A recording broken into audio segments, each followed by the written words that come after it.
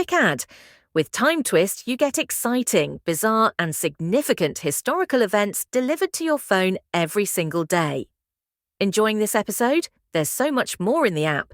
You'll find the link in the show notes. Let's get started. Okay, let's unpack this. What if a single date, just one day on the calendar, wasn't just, another Tuesday or whatever? What if it was actually this incredibly dense knot of human history? Like, imagine we just zoom right in on one day, June 10th, and find all these threads connecting global unity, really audacious exploration, the sheer power of nature. And those quiet sparks, those ideas that ended up changing everything.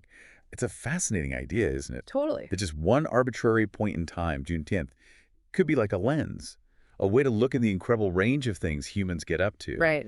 It really makes you think about how history isn't just these grand sweeping sagas, but it's built up day by day, each one with its own stories packed inside. Absolutely. And for this deep dive looking at June 10th, we've pulled together, well, a really varied bunch of events. And a few will mix. Yeah, we're talking moments that had stadiums absolutely roaring, robots landing on other planets, the Earth itself sort of unleashing its fury. And then the foundations for the tech we literally use every single day. Plus the birthdays of some seriously creative people. So think of this as us doing the sifting for you. Yeah. Going through the big Juneteenth moments, pulling out the insights. Giving you the highlights, the connections, without you having to, wade through it all yourself. Exactly. And our goal here isn't just like a list of what happened when. It's more about exploring the connections, maybe the echoes between these things.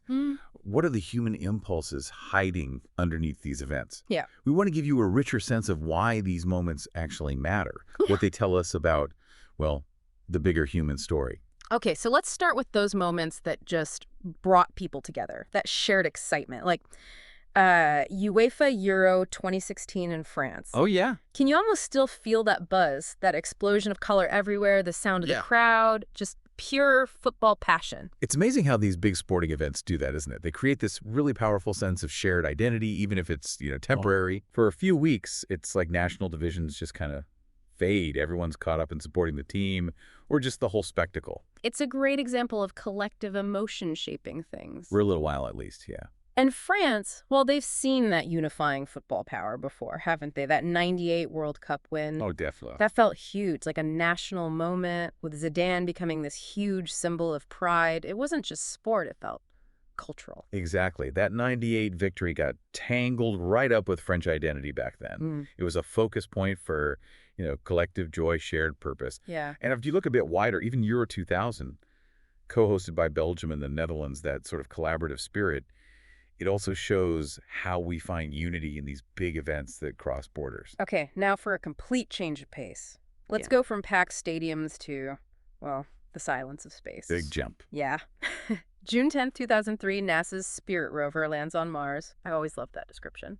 A humble rover with a brave heart. Kind of evocative, right? It really captures the feel of that mission, doesn't it? This relatively small robot going on this incredible journey to another planet. And the contrast with the football crowds is striking. You go from that collective buzz to this solitary mission driven by science. But it taps into something really basic in us, that desire to explore, push the boundaries. Is what's out there. Exactly. And the pictures Spirit sent back, those hints about water on Mars in the past, Yeah. they really fired up everyone's imagination about, are we alone? What's our place? And that urge, that push into the unknown, it feels like there's a thread there connecting to something much more down to earth, but just as daring. Okay. The Beijing to Paris rally in 1907, I mean, just picture it. Setting off in these really early cars, someone called them steampunk bathtubs. Oh, my God. Driving across continents with maybe basic maps, if that, Yeah. and hardly any proper roads. That event is pure pioneering spirit, isn't it? Just this willingness to face enormous challenges with, well, a lot of guts. Yeah. It really highlights how new cars were, and this almost romantic idea of global travel back then. They were testing the limits of the cars, of themselves, in a world way less connected than ours. It speaks to that drive we have, to beat limits, explore everywhere. Okay, now let's think about a force that maybe reminds us we're not always in charge. Mount Pinatubo, the eruption in the Philippines, June 10th, 1991. Right. One of the biggest eruptions of the 20th century. Huge. Pinatubo is such a potent reminder of nature's raw power, how it can just reshape landscapes, turn lives upside down massively. The evacuation of Clark Air Base. Exactly. The evacuation, the long-term impact, it really shows how vulnerable we are to these huge geological events.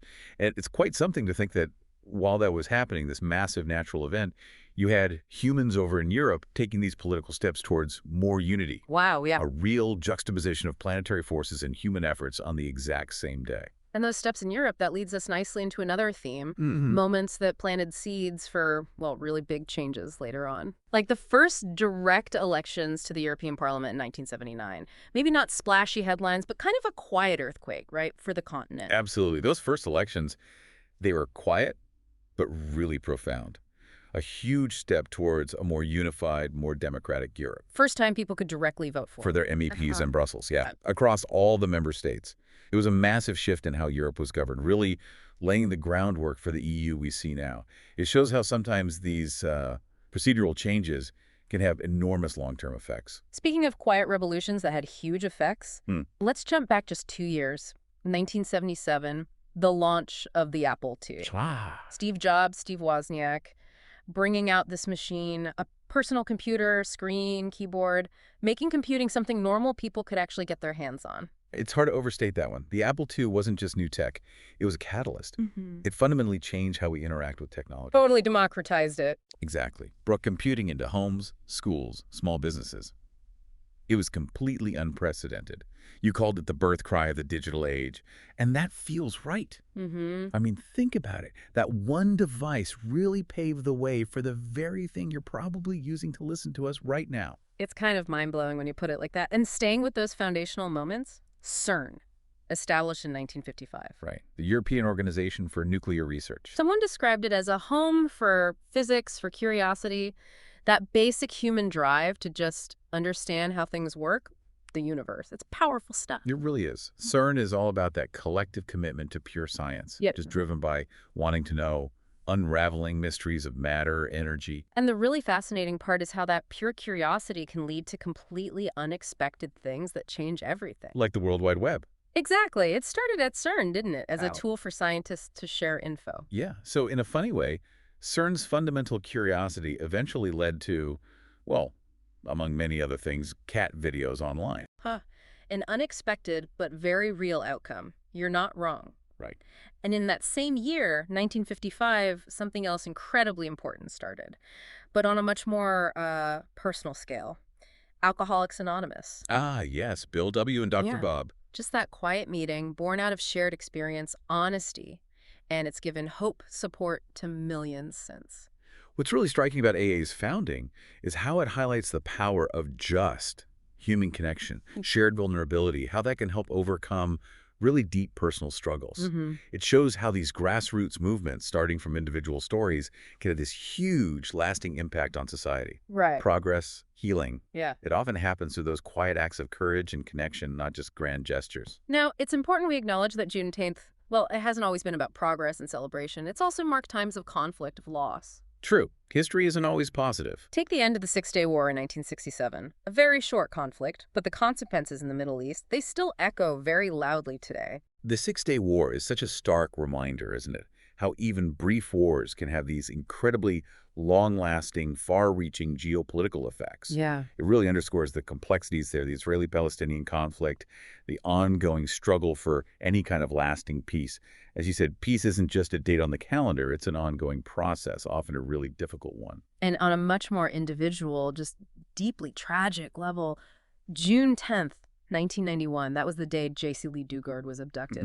It's just a brutal reminder of the darker sides of things. Yeah, that event really brings home the vulnerability that's out there, the devastating impact crimes like that have on people, families. Yeah. Though it's also worth noting her later resilience, her advocacy work. That speaks to human strength, too, the capacity to heal somehow. Yes, absolutely. And also in 1977, there was the prison escape of James Earl Ray. Martin Luther King Jr.'s assassin. Right. He was recaptured quickly, but still. Yeah, It's another instance of a darker event falling on the same day. It just shows the mix, doesn't it? exactly. It underlines that history isn't this neat, tidy story of good things happening.